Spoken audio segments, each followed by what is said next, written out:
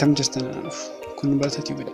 Bakka nagaan gara chaanaalii barataa tiividii dhuftanii chaanaalii kanarratti viidiyoolee barnoota garaagaraa dabarsan hedduutu jiru. Subscribe button hedduu isaanii kan qabanni dhumna isin subscribe gochuun dagatanaadha.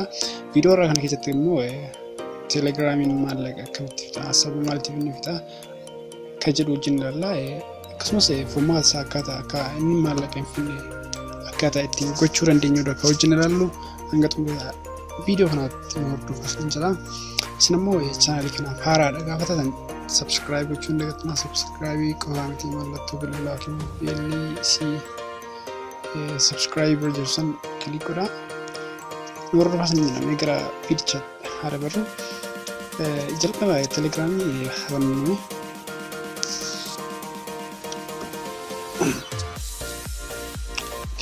Gaafa Telegramii banne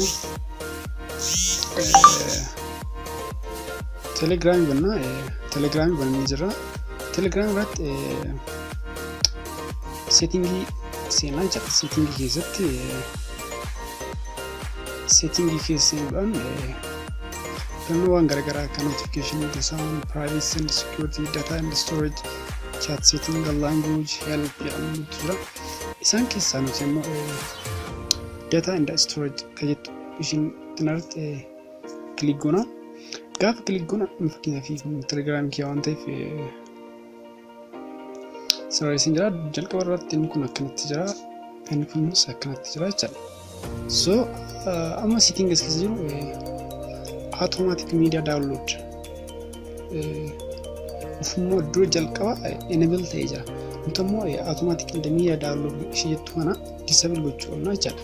Inni kun faayiloonni ufumaan akka download hin taane godha jechuudha. Yoo inni immoo enable ta'ee jiraate suuraan haa ta'u viidiyooleen garaagaraa sagaleen wantoonni garaagaraa ufumaan download ta'u jechuudha. Inni ammoo streaming irratti immoo isa kanas disable goona jechuudha. Gaafa disable goona innis wantoonni garaagaraa viidiyooleen garaagaraa online stream kan ta'anidha. Kan ufumaan hin taphanne jechuuti. Saniif gargaaraa jechuudha. Haala kanaanidha. Amma gaafa kana ta'e wanti filannoo kennaa ofiin barbaanne download goone wanti tokkos download hin ta'u jechuudha. Telegram keenyas maallaqa fudhatu maallaqa salphaa baay'ee salphaa baasii xiqqaadhaan fayyadamuu dandeenya jechuudha. Akkam mul'ata viidiyoo kun isin tole akkasin tole immoo abdiin qabaa isinis jaaladhaa. Subscribe gochuun immoo hin dagatna. Anammoo aliifuudha. Hordofaa barsaa.com irratti galatooma.